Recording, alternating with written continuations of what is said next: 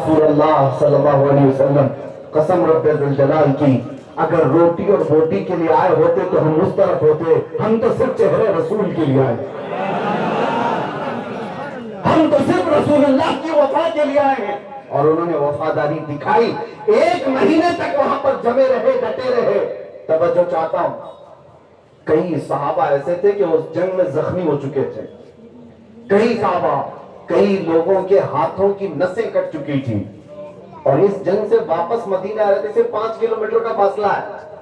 مجھے حیرت ہوتی ہے جب یہ بات میں پڑھتا ہوں، 5 کلومیٹر کا فاصلہ ہے جہاں سے جنگ خندق ہو رہی تھی، اور مدینہ ابھی نکلے ہیں رسول کریم صلی اللہ تعالیٰ علیہ وسلم، تھکے ہوئے صحابہ ہیں، مہینے سے باہر ہیں، زخمی حالت میں ہیں۔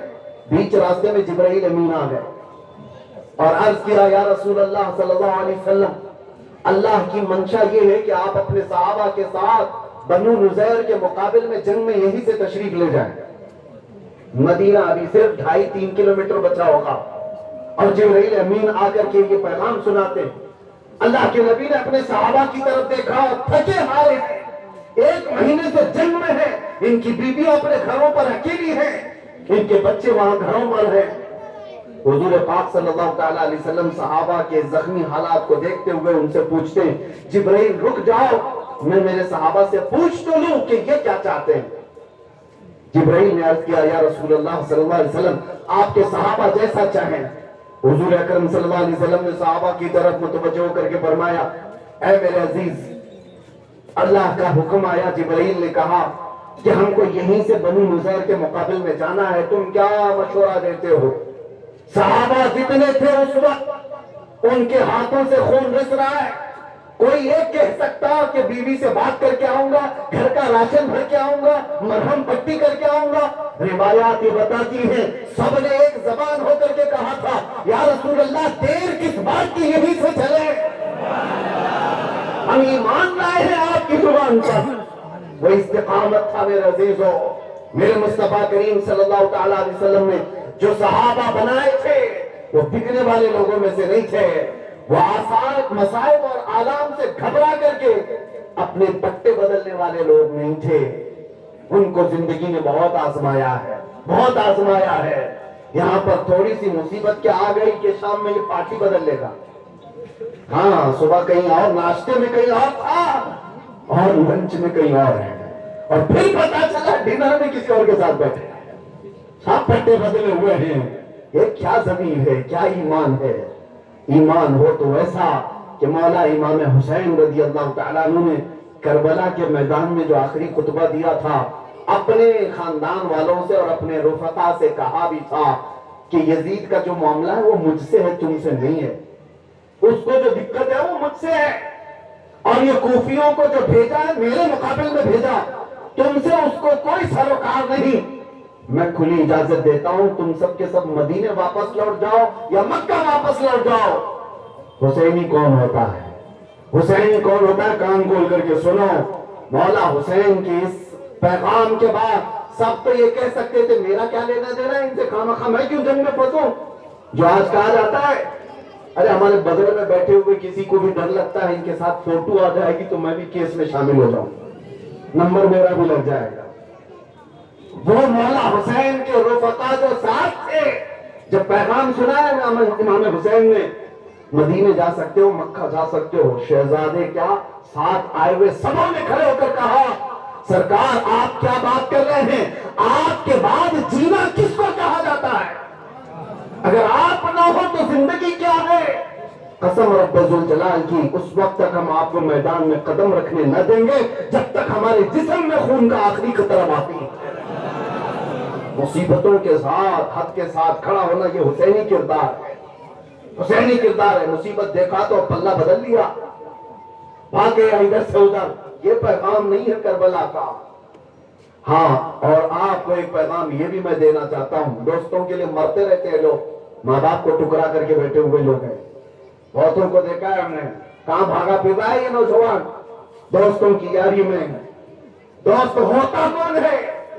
ہاں، یہ آج تمہارے پاس پیسہ ہے، تمہارے پاس رنگ و روغن ہے، تمہارا چہرہ چمکتا ہے، تمہارا جسم ہے، اس لیے بھیڑ ہے مکھیوں کی جو گوڑ کھانے آئے ہوئے ہیں۔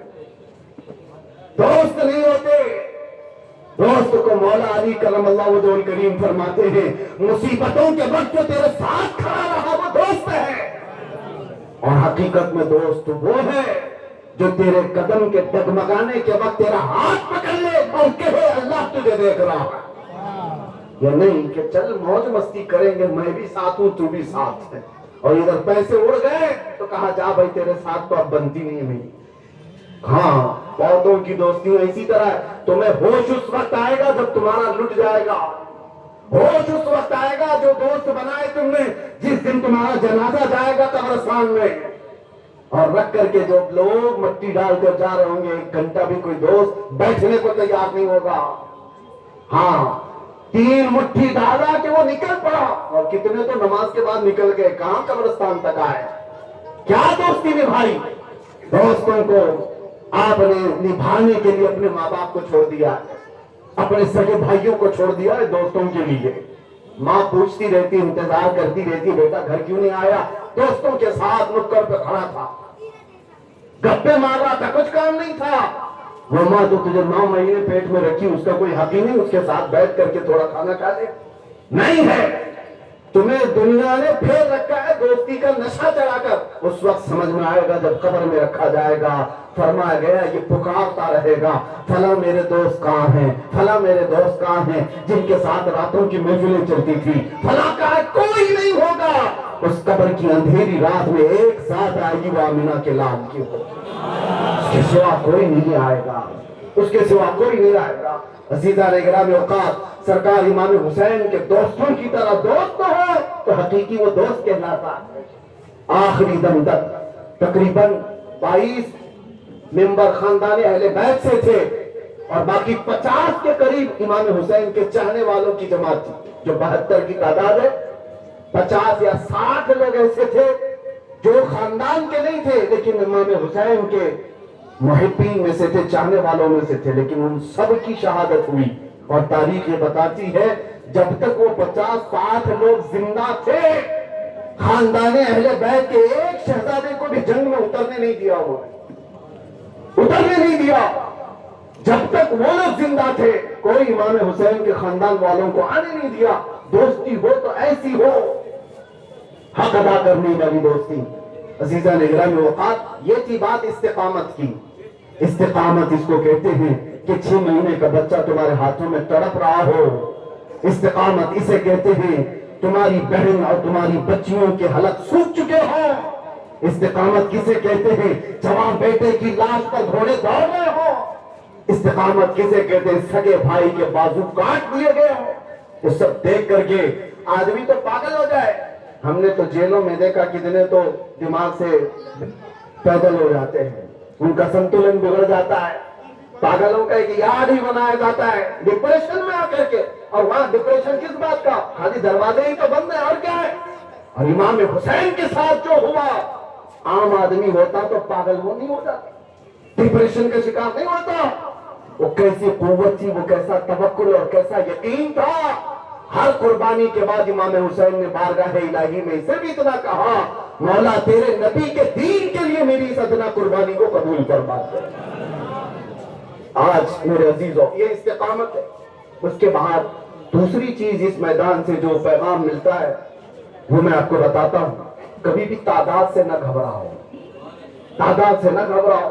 وہ 72 لوگ تھے، ان کے مقابلے میں ظالم یزیدیوں کو آنا تھا تو 200 آتے، 300 آتے، 400 آتے، لیکن تاریخ بتاتی 22,000 آ گئے تھے، 22,000 آ گئے تھے۔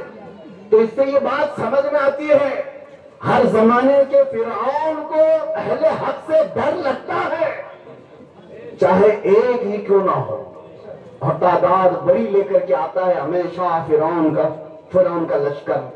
اور وہ تو کربلا کی بات تھی، صدیاں بیت گئیں۔ ابھی آپ کے زمانے میں بھی سنا ہوگا آپ نے، عراق کے لیڈر صدام حسین کی جب جنگ ہوئی تھی 45 کنٹریاں مل کر کے آ گئی تھی، 45 ملکوں کی فوجیں آئی تھی، اور وہ بھی 15 سال تک سینکشن لگانے کے بعد، پابندیاں لگانے کے بعد۔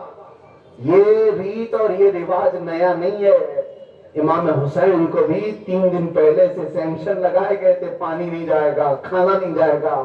ہر دور میں یہ سملیرٹی دکھتی ہے، کہ ظالم ہمیشہ یہ کوشش کرتا ہے پہلے کھانا پانی سب بند کرو، کمزور کرو، پھر مقابلہ کرو۔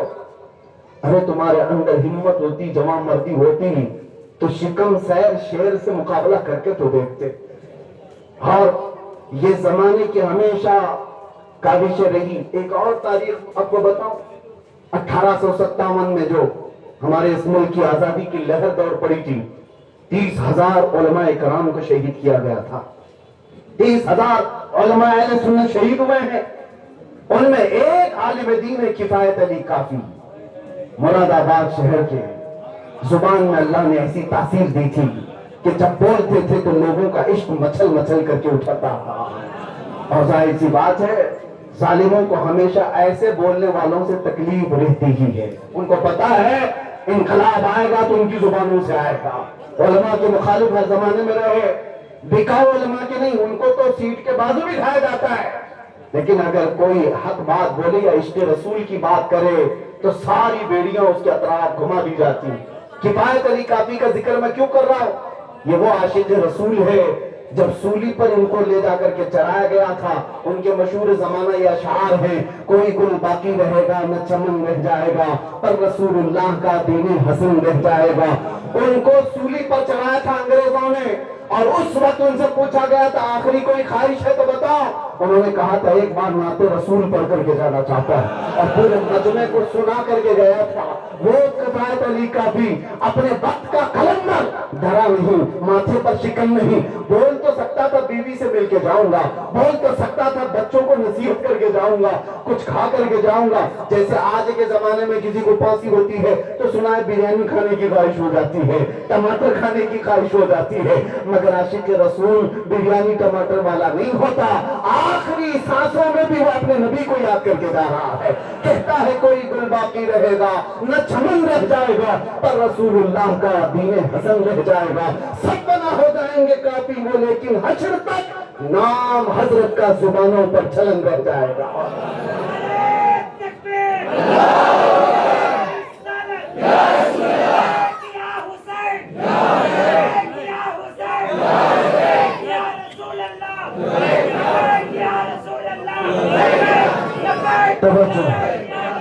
میرے عزیزوں، کفایت علی کافی رحمت اللہ تعالیٰ علیہ کے مطابق کیوں؟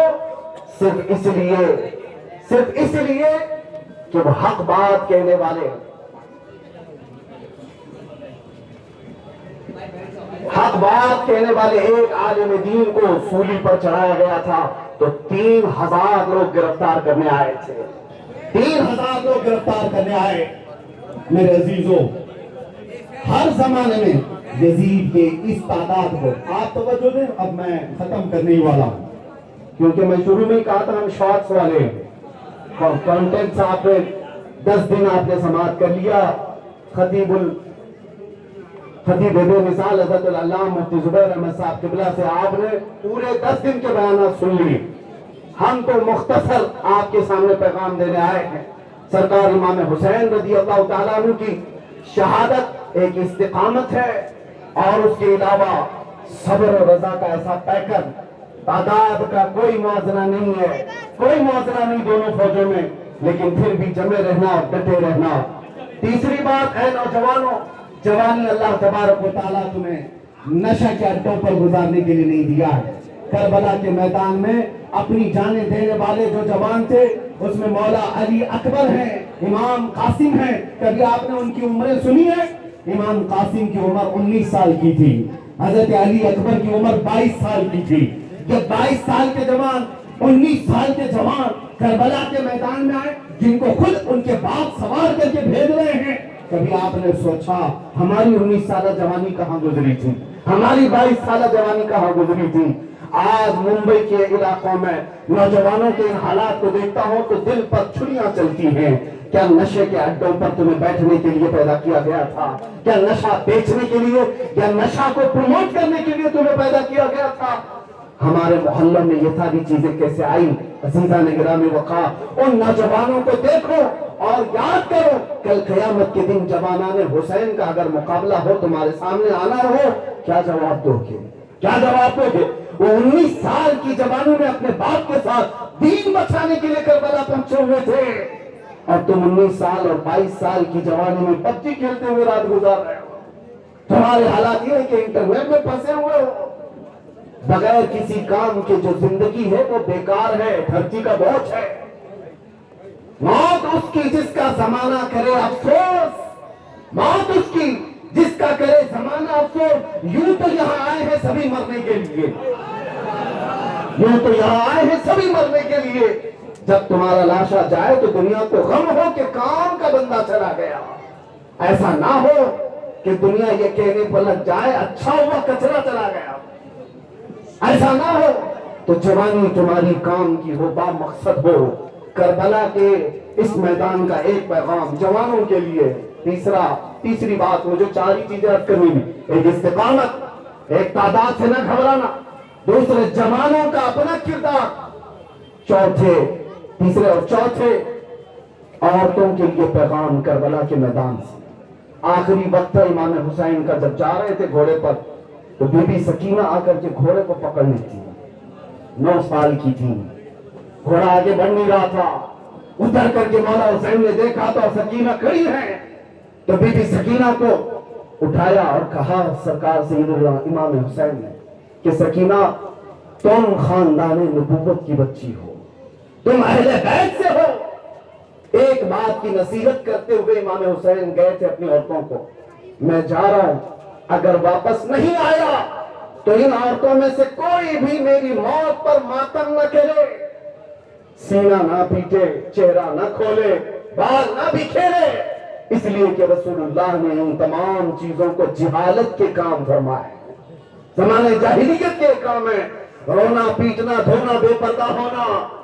اور تاریخ یہ بتاتی ہے کہ امام حسین کی شہادت ہوئی, اس کے بعد بھی رسول اللہ کے گھر والوں کی بیویوں کا پردہ سلامت رہا. اس میدان میں بھی سب کا پردہ سلامت رہا. اور آؤ اپنے شادیوں کے محلوں میں دیکھو ان کے پردے کہاں چلے گئے, اسلام کہاں چلا گیا. جوان تو باہر نعرے لگا رہا ہے اسلام زندہ باد, اسلام زندہ باد. تمہاری بیویوں پر کیا ہو گیا؟ اسلام زندہ باد نہیں. بیٹیوں پر اسلام زندہ باد نہیں. ان کے پردے کہاں چلے گئے؟ اکثر آج بے پردگی اتنی عام ہو گئی. میرے آقا کی حدیث سنا کر کے جاتا ہوں. حضور پاک صلی اللہ علیہ وسلم نے فرمایا 3 چیزیں جب دیکھ لو تم اس دنیا میں, علماء بے امانت ہو جائیں, علماء کی دیانتداری ختم ہو جائے, مالداروں کے اندر سے سخاوت ختم ہو جائے, تیسرے نمبر پر عورتوں کی حیا ختم ہو جائے, تو سمجھ لو کہ اس روئے زمین پر سے خیر اٹھا دیا گیا. اور پھر فرمایا اس زمین پر اوپر رہنے سے بہتر ہے زمین کے اندر چلے جانا. میرا یہ آخری پیغام تھا میرے عزیزوں. اپنی عورتوں کو, اپنی بچوں کو, اپنی بچیوں کو بچپن سے پردے کا اہتمام کرو. اگر حسینی ہو تو پردے کا اہتمام. بچیاں تمہاری آوارہ نہ ہوں, بچیاں تمہاری لوگوں کو دکھاوے کے لیے نہیں ہے, بچیاں یہ امانت ہے شریعت مصطفیٰ کی. یہ سارے پیغامات امام حسین کے کربلا کے میدان سے نکلے. میں سمجھتا ہوں کہ حسینی ہوگا تو اس بات کو سمجھے گا.